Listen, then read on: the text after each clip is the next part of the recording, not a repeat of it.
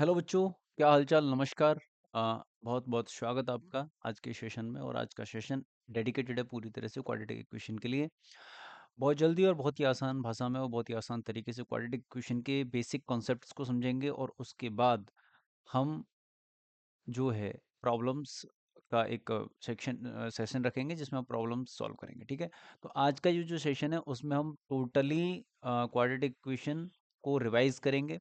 आप पढ़ चुके तो होंगे ही क्वाड्रेटिक इक्वेशन को, तो ऐसा तो कुछ है नहीं कि उसमें कुछ खास पढ़ाना है, तो आप रिवाइज करेंगे। ठीक है, तो हम रिवीजन सेशन अपना शुरू करते हैं क्वाड्रेटिक इक्वेशन का। तो भैया, चैप्टर का नाम है क्वाड्रेटिक इक्वेशन, जैसा कि आपकी स्क्रीन पे आ रहा होगा। तो प्यारे बच्चों, सबसे पहले हम इस चैप्टर की रूपरेखा बना लेते हैं। रूपरेखा का मतलब होता है कि कैसे कैसे इस चैप्टर में क्या क्या सेक्शंस हैं और हमें कैसे कैसे उसको पढ़ना है और सीखना है, वो हम बना लेते हैं। तो चलिए, सबसे पहले एनलिस्ट कर लेते हैं कि हमें इस चैप्टर में पढ़ना क्या क्या है। ठीक है ना? तो सबसे पहले एनलिस्ट बना लेते हैं, यानी लिस्ट कर लेते हैं हम कि हमें एक्चुअल में लिस्ट ऑफ टॉपिक्स हम बना लेते हैं कि भाई हमें क्या क्या और कैसे कैसे पढ़ना है। ठीक है, सबसे पहले तो मुझे इंट्रो चाहिए। मैं ये देखूं कि क्वाड्रेटिक इक्वेशन क्या होती है, कैसी दिखती है। दूसरे नंबर पे आइडेंटिफिकेशन, हमें कैसे पहचान होगी कि कोई इक्वेशन जो दे रखी है वो क्वाड्रेटिक इक्वेशन है या नहीं है। तीसरे नंबर पे हम देखेंगे solution of quadratic equation. Quadratic equation का सॉल्यूशन कैसे निकालते हैं, या वो क्या होता है। सॉल्यूशन को बेटा रूट भी कहते हैं, यानी हम इसके रूट्स भी निकालेंगे। चौथे नंबर पे हम relation between roots and coefficients, roots और कोफिशिएंट्स के बीच में क्या रिलेशन है, उस रिलेशन को देखेंगे। पांचवें नंबर पे हम देखेंगे नेचर ऑफ रूट्स, और नेचर ऑफ रूट्स के लिए हम जो पढ़ेंगे वो पढ़ेंगे हम डिस्क्रिमिनेंट। डिस्क्रिमिनेंट क्या होता है। उसके बाद में हम पढ़ेंगे क्वाड्रेटिक फार्मूला, और क्वाड्रेटिक फार्मूला का पढ़ेंगे डेरिवेशन। है नहीं सिलेबस में, लेकिन फिर भी मैं आपको सिखा दूंगा डेरिवेशन कि क्वाड्रेटिक फार्मूला कैसे आता है। By using completing the method square, by using completing the square method, ये हम पढ़ेंगे बेटा। उसके बाद में हम सातवां जो पढ़ेंगे वो पढ़ेंगे क्वाड्रेटिक इक्वेशन फाइंड करना having roots alpha and beta. जिसके रूट्स अल्फा और बीटा हैं वो क्वाड्रेटिक इक्वेशन क्या होगी, ये भी हम पढ़ेंगे। इसके अलावा इसके अलावा हम जो पढ़ेंगे बेटा वो पढ़ेंगे इक्वेशंस रिड्यूसिबल टू क्वाड्रेटिक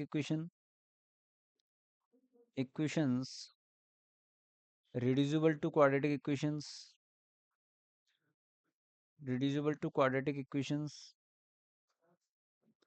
इसके अलावा हम जो पढ़ेंगे बेटा वो पढ़ेंगे geometrical meaning geometrical meaning of quadratic equation.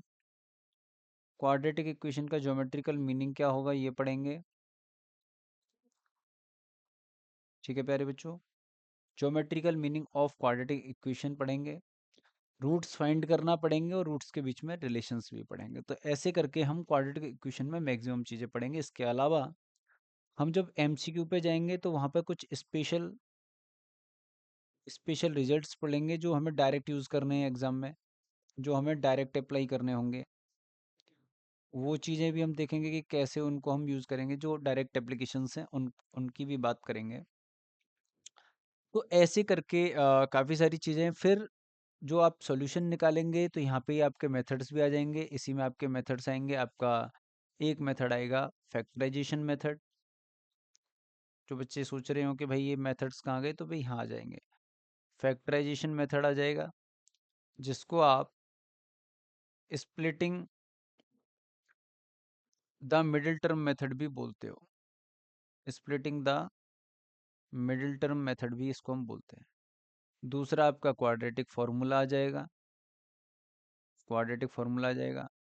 और तीसरा जो होगा बेटा वो आपका कंप्लीटिंग द स्क्वायर मेथड है, लेकिन अभी चूंकि वो सिलेबस में नहीं है इसलिए उसको लोग पढ़ाते नहीं है, लेकिन हम आपको वो भी सिखा देंगे। तो ये वाला चीज़ हो गया, ठीक है। तो ये ज्योमेट्रिकल मीनिंग का मतलब एक्चुअली इसके ग्राफ से है, ग्राफ से है कि ज्योमेट्रिकल मीनिंग क्या होगा और उसका ग्राफ कैसा दिखता है, बस इतनी सी कहानी है। और इसी के साथ हमारा क्वाड्रेटिक इक्वेशन जो चैप्टर है वो कंप्लीट हो जाएगा। समझ रहे हैं आप मेरी बात? इन टॉपिक्स के साथ ही, इन चीज़ों के साथ ही हमारा जो क्वाड्रेटिक इक्वेशन है वो चैप्टर कंप्लीट हो जाएगा। इस पे बेस्ड सारे क्वेश्चंस आपसे बन जाएंगे। और थोड़ा सा दिमाग तो आपको फिर भी लगाना ही रहेगा, क्योंकि देखो प्रॉब्लम्स हमें दिमाग चलाने के लिए ही मिलती है। प्रॉब्लम्स हमारे सामने इसलिए आती हैं ताकि हम दिमाग चला सकें, इसलिए बेटा प्रॉब्लम्स तो आएंगी। लेकिन जो बच्चा मन लगा करके सीख लेगा इन चीज़ों को, जो बच्चा इस क्लास को पूरी देख लेगा, सब्र के साथ देख लेगा, कॉपी पेन लेके बैठा होगा, अच्छे से पढ़ लेगा, 100% श्योर उसको इस टॉपिक के क्वेश्चंस तो बिल्कुल नहीं बिगड़ने वाले हैं, ऐसा मैं मानता हूँ, ऐसा मैं मानता हूँ। हाँ, इसमें एक टॉपिक और रह जाता है जिसको कहते हैं formulation of quadratic equation, formulation of quadratic equation, यानी क्वाड्रेटिक इक्वेशंस को बनाना। और ये बनाने का मतलब है वर्ड प्रॉब्लम से है, मेरा मीनिंग वर्ड प्रॉब्लम्स से है कि जो वर्ड प्रॉब्लम्स आती हैं उनमें कैसे हम क्वाड्रेटिक इक्वेशन बनाएंगे, तभी तो उसको सॉल्व कर पाएंगे ना।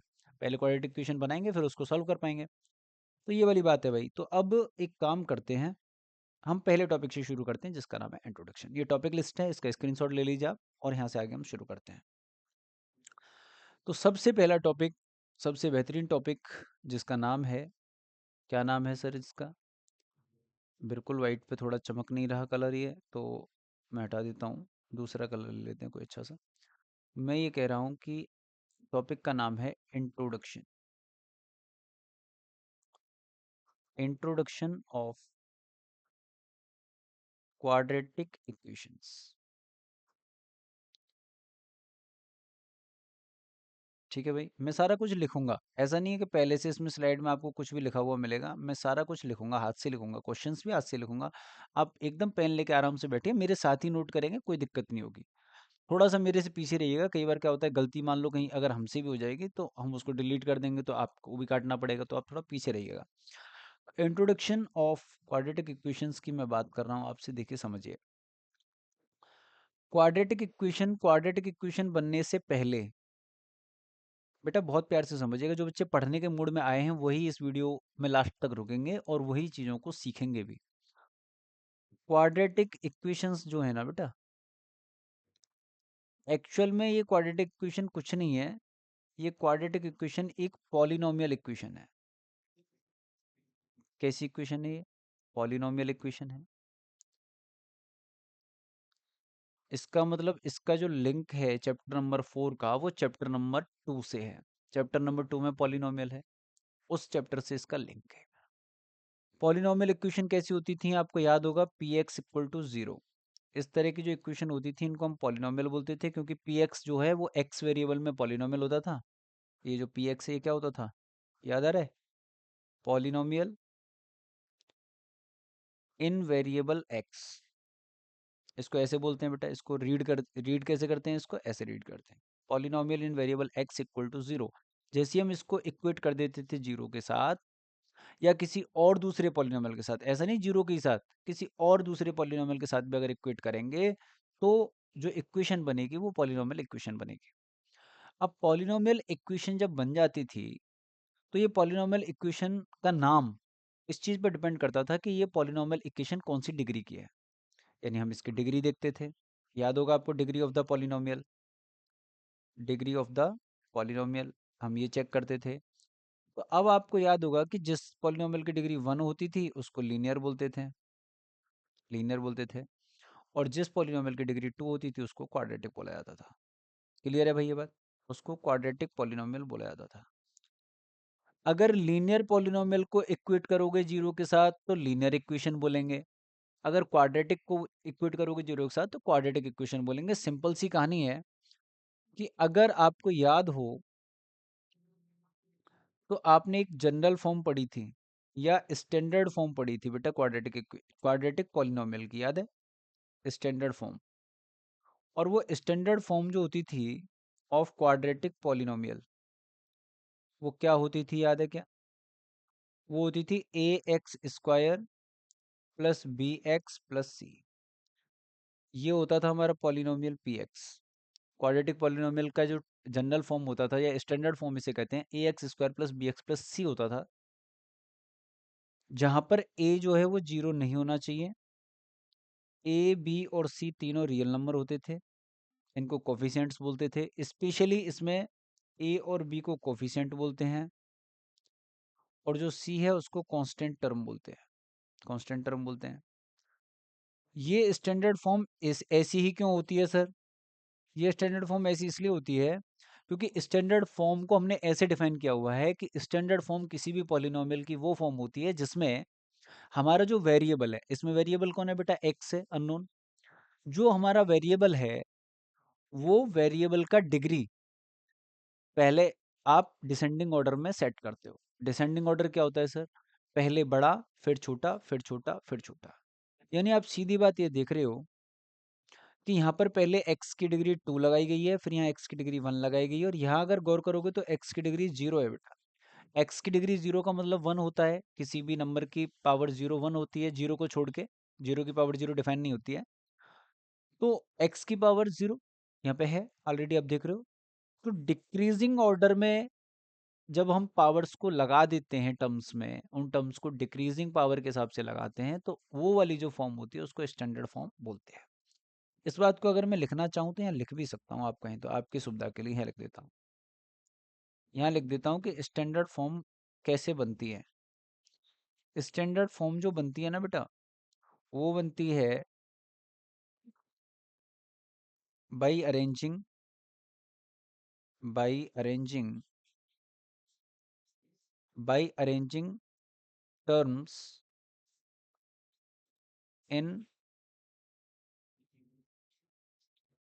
डिक्रीजिंग पावर ऑफ पॉलिनोमियल या decreasing power of variable, sorry, decreasing power of variable. ऐसे जब आप इसको लगा दोगे ना, तो बेटा ये जो है आपका क्या हो जाएगा? स्टैंडर्ड फॉर्म बन जाएगा। ठीक है? कहने का मतलब आप ये बात समझ रहे हो कि जो a x square plus b x plus c form है इक्वल टू 0, ये हमारी क्वाड्रेटिक इक्वेशन की स्टैंडर्ड फॉर्म हो गई। इसको हम क्या बोलते हैं बेटा? Standard form of quadratic equation. Standard form of quadratic equation, ये हमारी इक्वेशन की फॉर्म होगी। अब कोई पूछ ले आपसे कि क्वाड्रेटिक इक्वेशन क्या है, तो आप बता देंगे कि क्वाड्रेटिक पॉलिनोमियल को जब हम किसी दूसरे एक लीनियर के बराबर या क्वाड्रेटिक के बराबर या फिर जीरो के बराबर इक्वेट कर देते हैं, तो वो जो हमारी इक्वेशन बनती है वो क्वाड्रेटिक इक्वेशन फॉर्म होती है। तो स्टैंडर्ड फॉर्म होती है a x square plus b x plus c. और स्टैंडर्ड फॉर्म ऐसी क्यों होती है, तो आप बता देंगे कि हमने टर्म्स को वेरिएबल की डिक्रीजिंग पावर के हिसाब से रखा है, तभी ये हमारी स्टैंडर्ड फॉर्म बनी है। अब इस स्टैंडर्ड फॉर्म के साथ कुछ कंडीशंस में, ये पूरा स्टेटमेंट नहीं है। पूरा स्टेटमेंट कब होगा? Where coefficient of x square का जो कोफिशिएंट है वो कौन है बेटा? ए। यानी जो ए है वो जीरो नहीं हो सकता, वो कभी जीरो नहीं हो सकता। बी जीरो हो सकता है, सी जीरो हो सकता है, बट ए जीरो नहीं हो सकता। यानी coefficient of x square can not be zero. ये कंडीशन लगती है इस पे। This is the condition, important condition, important condition हो गई है। ठीक है भाई, it is very important condition. अच्छा, अगर मैं आपसे पूछने लग जाऊं, वैसे कोफिशिएंट तो आपको पता ही होंगे कि भाई एक्स स्क्वायर का कोफिशिएंट तो ए है, बी एक्स का कोफिशिएंट बी है, और कांस्टेंट टर्म इसमें सी है।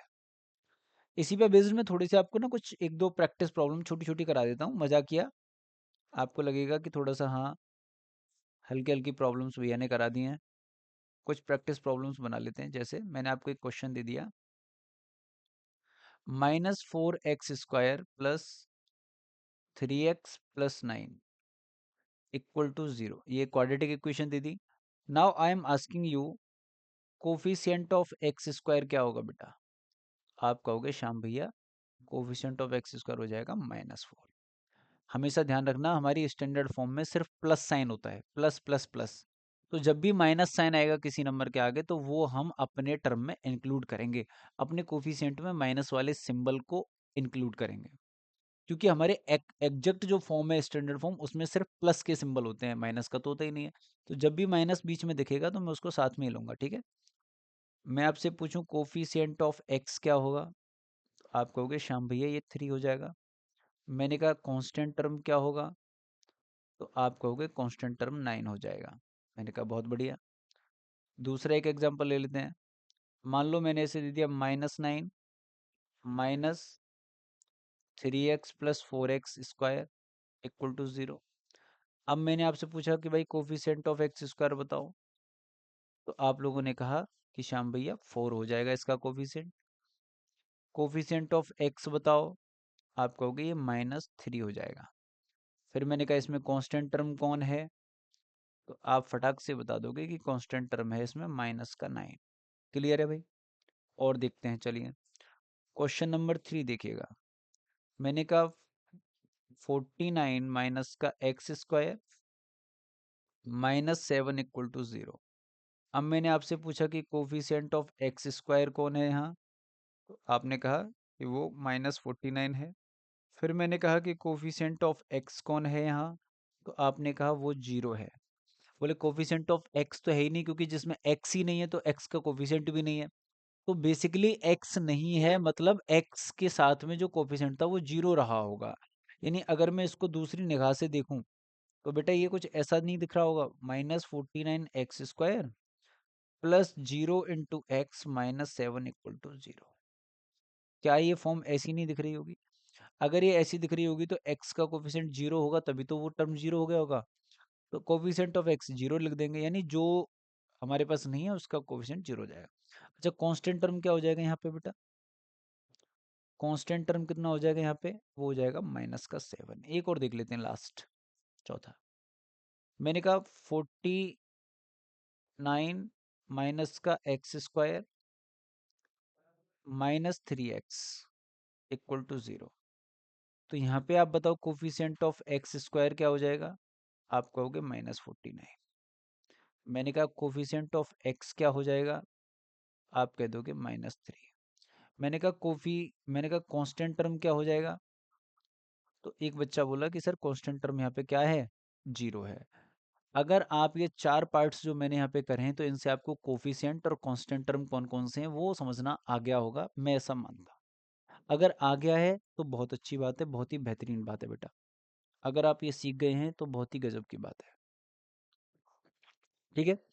यानी क्वाड्रेटिक इक्वेशन जब भी आपसे कोई पूछेगा तो आप फटाक से कह दोगे कि सर क्वाड्रेटिक इक्वेशन की जो स्टैंडर्ड फॉर्म होती है वो होती है a x square plus b x plus c equal to 0, जहाँ पर ए बी सी तीनों रियल नंबर्स होते हैं, ए बी और सी कोफिशिएंट्स होते हैं, सी को स्पेशली कांस्टेंट टर्म कहते हैं क्योंकि वह वेरिएबल नहीं होता, बी और ए को कोफिशिएंट बोलते हैं, और ये जो बेटा एक्स स्क्वायर का कोफिशिएंट होता है ए, इसको स्पेशली बोलते हैं लीडिंग कोफिशिएंट।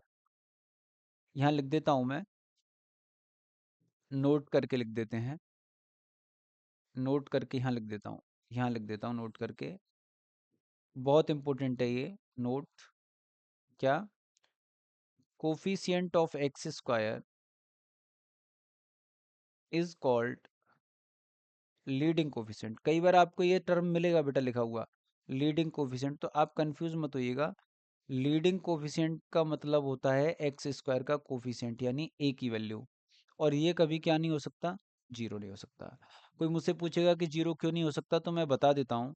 0 इसलिए नहीं हो सकता बेटा, ये जो लिखा हुआ है अगर इसमें मैं एक्स स्क्वायर के साथ -4 की जगह 0 का मल्टीप्लाई कर देता, तो क्या ये पहला वाला टर्म बिल्कुल खत्म नहीं हो जाता? आप बताओ, ये तो 0 हो जाता।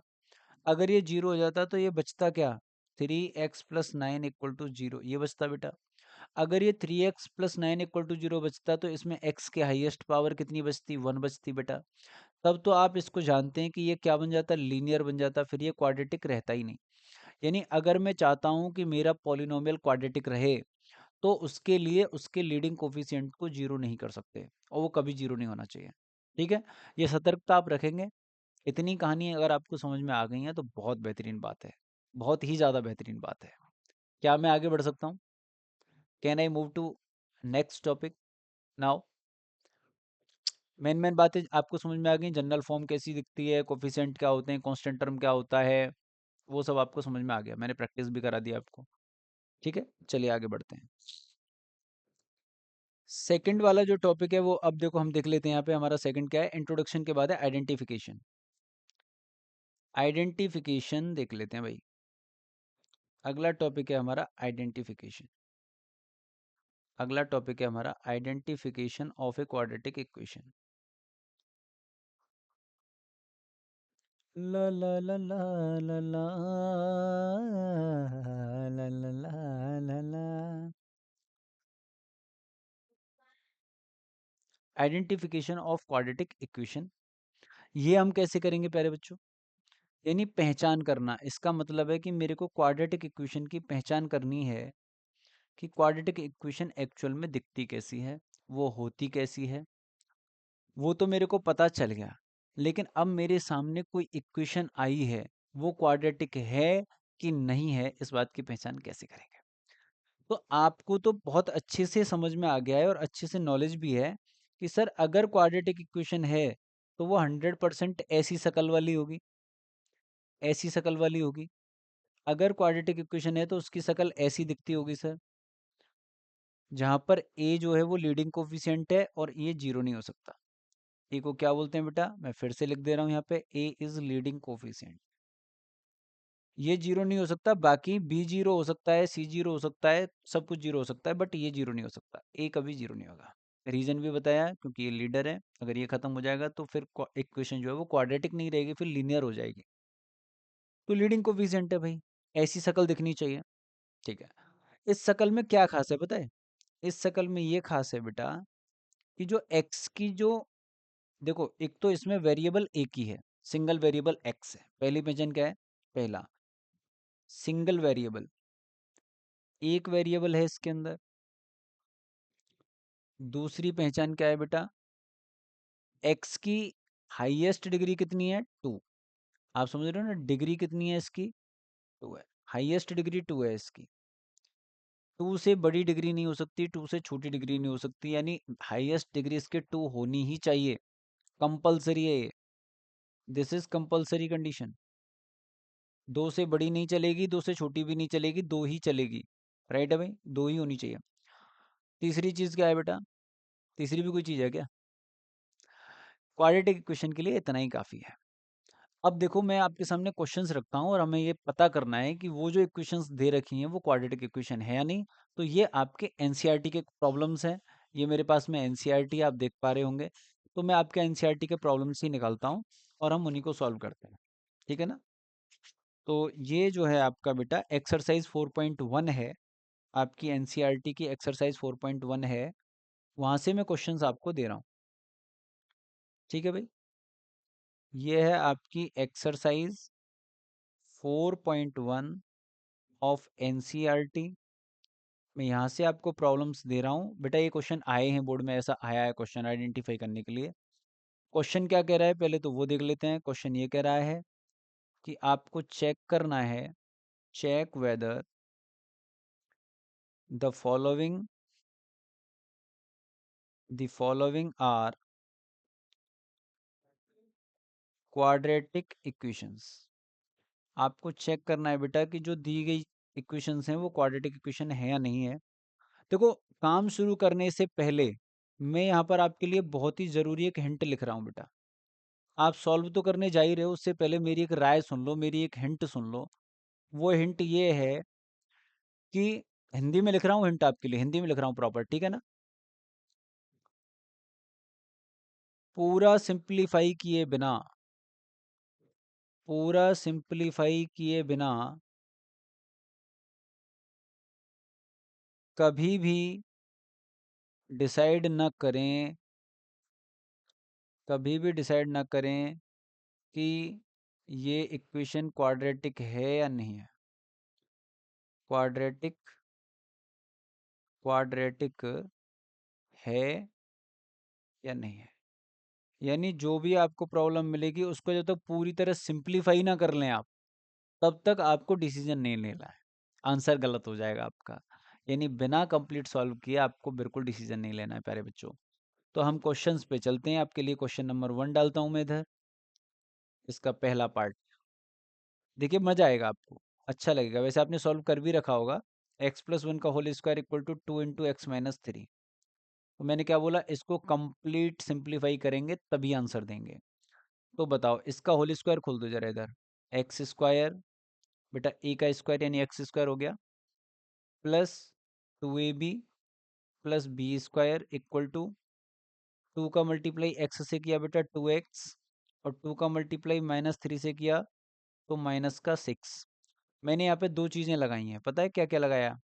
एक तो मैंने लगाया यहाँ पे a प्लस बी का होल स्क्वायर का फॉर्मूला, जो होता है a square plus 2ab plus b square. दूसरा मैंने यहाँ पे लगाया है बेटा आपका डिस्ट्रीब्यूटिव लॉ। क्या लगाया है? Distributive law. नाम भी याद करते चलिएगा साथ साथ कि हम लगा क्या रहे हैं। एक आइडेंटिटी हमने ये लगाई है, पॉलिनोमियल चैप्टर की आइडेंटिटी आपको याद होगा। एक डिस्ट्रीब्यूटिव लॉ, ये दो चीज़ें हमने यहाँ पे यूज़ करी हैं बेटा, है ना। अब देखो, एक्स स्क्वायर प्लस 2x+1, सबको इधर ले आओ। इसको, इस वाले 2x को भी इधर शिफ्ट कर दो तो -2x हो जाएगा। 6 को शिफ्ट करेंगे तो +6 हो जाएगा। इधर बचेगा बेटा 0, कुछ नहीं बचेगा, मतलब 0 बचेगा। +2x से -2x मर गया बेटा। एक और 6 जुड़ करके कितने हो गए? एक और 6 जुड़ करके हो गए बेटा 7, और ये आ गया x² + 7 इक्वल टू 0। क्या इसमें एक्स स्क्वायर है? एक्स स्क्वायर का टर्म है? जी है। क्या एक्स स्क्वायर का कोफिशिएंट 0 है? नहीं है। कितना है? 1 है। एक्स स्क्वायर का कोफिशिएंट कितना है बेटा? 1 है। हाईएस्ट डिग्री 2 है, वेरिएबल की एक ही वेरिएबल है। इसका मतलब सारी कंडीशन सेटिस्फाई हो गई। तो मैं लिख दूंगा hence it is a quadratic equation. मैं साफ शब्दों में लिख दूंगा कि ये एक क्वाड्रेटिक इक्वेशन है। Hence it is a quadratic equation. मुझे कोई समस्या नहीं है इसमें कहने में। क्लियर है भाई? सेकंड वाले पार्ट पे आ जाओ। अब सेकंड वाला पार्ट देखो बेटा। सेकंड वाला पार्ट ये कह रहा है कि x² - 2x equal to -2 into 3 - x। तो बेटा कैसे करेंगे? इधर वाला पोर्शन ऐसे ही रहने देते हैं, इसका मल्टीप्लाई कर दो। -2 का 3 से करेंगे तो -6, और -2 का -x से करेंगे तो +2x। +2x हो जाएगा बेटा, माइनस माइनस प्लस हो जाता है। डिस्ट्रीब्यूटिव लॉ लगा दिया। अब देखो भाई, x² - 2x, इस वाले 2x को इधर शिफ्ट करेंगे तो -2x हो जाएगा। -6 को इधर शिफ्ट करेंगे तो +6 हो जाएगा, इक्वल टू 0। अब ये माइनस माइनस के दोनों नंबर ऐड हो जाएंगे बेटा। आपको पता है जब भी माइनस माइनस के नंबर बिना ब्रैकेट के आ जाते हैं तो वो ऐड हो जाते हैं। तो -2 और -2 कितने हो गए बेटा? -4। ये -4x हो गया, ये +6 इक्वल टू 0। क्या ये इक्वेशन हमारी ax² + bx + c से नहीं मिच कर रही? बिल्कुल कर रही है। इसका मतलब मैं कह सकता हूँ कि ये क्वाड्रेटिक इक्वेशन है। Hence this is a quadratic equation, ऐसा लिख देंगे हम। ठीक है, चलिए नेक्स्ट पार्ट पे आते हैं अब। नेक्स्ट पार्ट है बेटा आपका थर्ड। ये आइडेंटिफिकेशन के क्वेश्चन है, बहुत ही प्यारे। x-2 into x+1 equal to x-1 into x+3। तो बेटा दोनों तरफ मल्टीप्लाई कर लेंगे, आपको ब्रैकेट मल्टीप्लाई करने आते हैं। x का गुणा x से करेंगे बेटा तो x² हो जाएगा। x का गुणा +1 से करेंगे बेटा तो x हो जाएगा। -2 का गुणा x से करेंगे फिर तो -2x आ जाएगा, और -2 का गुणा +1 से करेंगे तो बेटा -2 आ जाएगा। x का गुणा x से करेंगे तो x² आ जाएगा। x का गुणा +3 से करेंगे तो +3x आ जाएगा। फिर -1 का गुणा x से करेंगे तो -x आ जाएगा, और -1 का गुणा 3 से करेंगे बेटा तो -3 आ जाएगा। क्लियर है ये बात? अब देखो आप, x² से x² कट गया। मैंने कैसे काटा देखो, समझो। इक्वेशन के दोनों साइड अगर सेम साइन वाले नंबर हैं तो वो दोनों कट जाते हैं, क्योंकि आप उसको जब शिफ्ट करोगे तो एक प्लस का माइनस हो जाएगा और वो दोनों आपस में मर जाएंगे। जो बच्चे समझदार हैं वो समझ लेंगे कि अगर इस x² को मैं इधर लाता घुमा के इस साइड, तो ये माइनस एक्स स्क्वायर हो जाता, और एक्स स्क्वायर और माइनस एक्स स्क्वायर दोनों आप एक दूसरे को मार देते हैं, तो सेम साइन वाले नंबर कट जाते हैं दोनों साइड, ये बात ध्यान रखनी है आपको।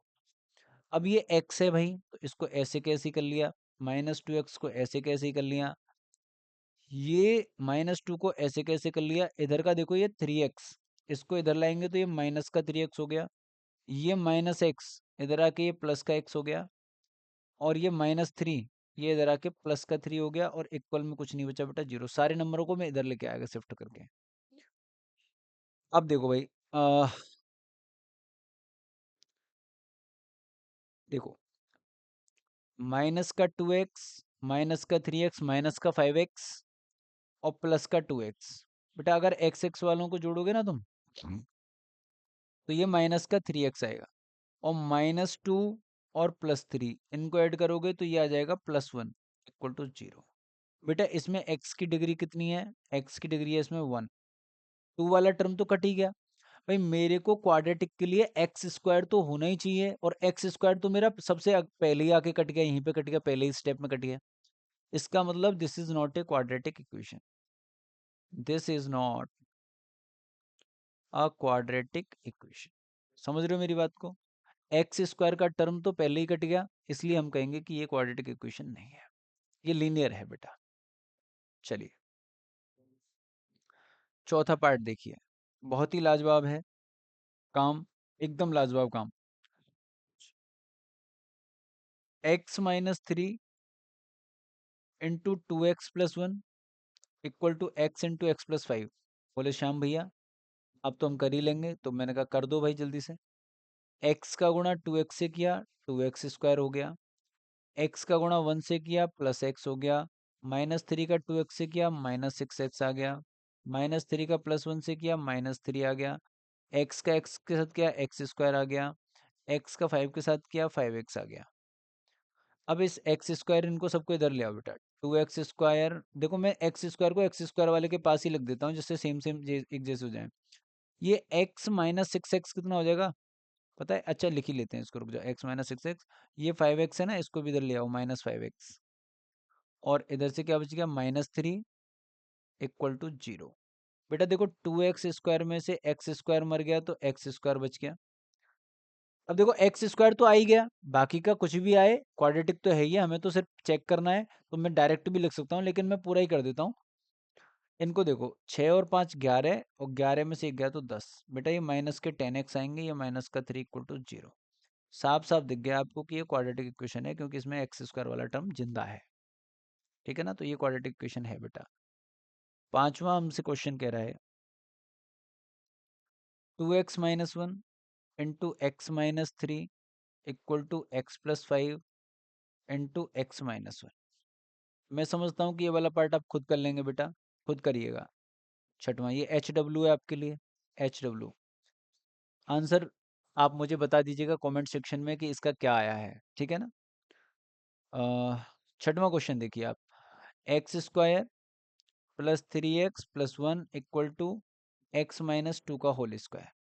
ठीक है, तो आप एक तरफ होल स्क्वायर खोल लेंगे, उसके बाद में कर देंगे। वैसे मेरे को साफ दिख रहा है कि ये क्वाड्रेटिक नहीं है। बोले कैसे, कि इसका जब स्क्वायर खोलोगे तो इसमें एक्स स्क्वायर आएगा, और यहाँ पे भी एक्स स्क्वायर आएगा, दोनों साइड से एक्स स्क्वायर वाला टर्म कट जाएगा, और जब दोनों तरफ से बेटा एक्स स्क्वायर वाला टर्म कट जाएगा, तो ये क्वाड्रेटिक तो नहीं बनने वाली है, ये लीनियर बनेगी। मैंने हिंट कर दिया है, आप पूरा सॉल्व कर लीजिएगा, आप पूरा सॉल्व कर लीजिएगा, मैंने हिंट कर दिया है। सातवां देखिए, सातवां पार्ट, x+2 का whole cube equal to 2x into x² - 1। ये भी ऐसे करेंगे, इसमें a+b का होल क्यूब आइडेंटिटी यूज कर लेंगे आप। क्या यूज कर लेंगे बेटा, a+b का होल क्यूब आइडेंटिटी यूज कर लेंगे, जो होती है a³ + b³ + 3ab 3a² b + 3ab², ये आइडेंटिटी होती है। आइडेंटिटीज बिल्कुल याद कर लीजिएगा बेटा, क्योंकि बिना आइडेंटिटीज के जीना मुश्किल है, बिना आइडेंटिटीज के मैथमेटिक्स में जीना मुश्किल है, इसलिए आइडेंटिटी बहुत इंपॉर्टेंट। पॉलिनोमियल चैप्टर की आइडेंटिटी बिल्कुल याद कर लीजिएगा, घोट के एकदम दिमाग में, कब कहाँ जरूरत पड़ जाएगी कुछ नहीं कह सकते। बाकी आप कर लेंगे इसको मल्टीप्लाई करके, ये भी आपके लिए एच डब्ल्यू में छोड़ देता हूँ मैं, this is also H W, this is also H W. मैं इसलिए नहीं करा रहा हूँ क्योंकि आपको टॉपिक क्लियर कर दिया, अब आपको बस कैलकुलेट करना है, बताने जैसा कुछ है नहीं इसमें। X cube minus four x square minus x plus one equal to x minus two का होल क्यूब। यहाँ पे बेटा ए माइनस बी का होल क्यूब लगा देना इधर और फिर कर देना। तो देखो मैं आइडेंटिटी लिख देता हूँ आपके लिए। ए माइनस बी का होल क्यूब होता है बेटा a cube minus b cube minus three a square b plus three a b square, ये होता है बेटा। तो मैंने आइडेंटिटी लिख दिया, एक बार आइडेंटिटी चेक जरूर कर लीजिएगा क्योंकि मुझे आइडेंटिटी मुझे भी खास करके याद नहीं रहती है उतने अच्छे से आइडेंटिटी। तो आप एक बार देख लीजिएगा। अरे भैया, ओ भैया, भाई साहब, मनीष जी, तुम्हें पता ना है वीडियो चल रही है बाल करने, तुम यार कहा कच्चा बनान से पहन के घूम रहे हैं हैं? ए यार, इतनी तो देख लिया करो भले मांस कम से कम। ठीक है भाई, तो ये हो गया। तो बेटा आपको आसानी से जो है आप पहचान करना भी सीख गए होंगे कि क्वाड्रेटिक इक्वेशन एक्चुअल में होती कैसी है, दिखती कैसी है। तो ये है हमारा क्वाड्रेटिक इक्वेशन का पार्ट वन। आपको दो चीजें मैंने सिखाई, क्वाड्रेटिक इक्वेशन का बेसिक क्या है, क्वाड्रेटिक इक्वेशन होती कैसे है, क्वाड्रेटिक पॉलिनोमियल को इक्वेट करते हैं जीरो के साथ तो वो क्वाड्रेटिक इक्वेशन बनती है। इसके अलावा क्वाड्रेटिक इक्वेशन की पहचान करना, आइडेंटिफिकेशन भी मैंने आपको बता दिया कि क्वाड्रेटिक इक्वेशन को आइडेंटिफाई कैसे करेंगे आप। उसकी उसमें एक्स स्क्वायर का टर्म जरूर होना चाहिए। एक्स स्क्वायर वाला टर्म कंपलसरी है, उसका होना बहुत जरूरी है, उसके बिना क्वाड्रेटिक इक्वेशन नहीं मानी जाएगी। तो आज मैंने पहले दो टॉपिक मैंने इस पार्ट में डिस्कस कर दिए हैं। बाकी की चीज़ें मैं अगले पार्ट में और फिर अगले पार्ट में ऐसे करके हम पार्ट पार्ट में सीखेंगे चीज़ों को। तो अभी बहुत कुछ करना है, बहुत कुछ सीखना भी है। ठीक है ना, बोर्ड के क्वेश्चंस भी मैं आपके सामने रखूंगा कि बोर्ड में देखो कैसे कैसे क्वेश्चन आते रहे हैं। तो इस पार्ट के लिए दोस्तों इतना ही। तो इसी के साथ मैं बोलता हूँ आपको थैंक्स फॉर वॉचिंग एंड जय हिंद दोस्तों। जय हिंद, जय भारत। बना रहे हमारा तुम्हारा साथ, अपने दोस्तों तक वीडियो को जरूर शेयर कीजिएगा। कमेंट सेक्शन में कमेंट करके बताइएगा कि वीडियो कैसा लगा। और अगर आपको अच्छे से समझ में आया तो अपने दोस्तों तक जरूर शेयर कीजिएगा, चैनल को सब्सक्राइब कर लीजिएगा। धन्यवाद। वंस अगेन, जय हिंद, जय भारत। मैं एंड करता हूँ ये वीडियो यहीं पे।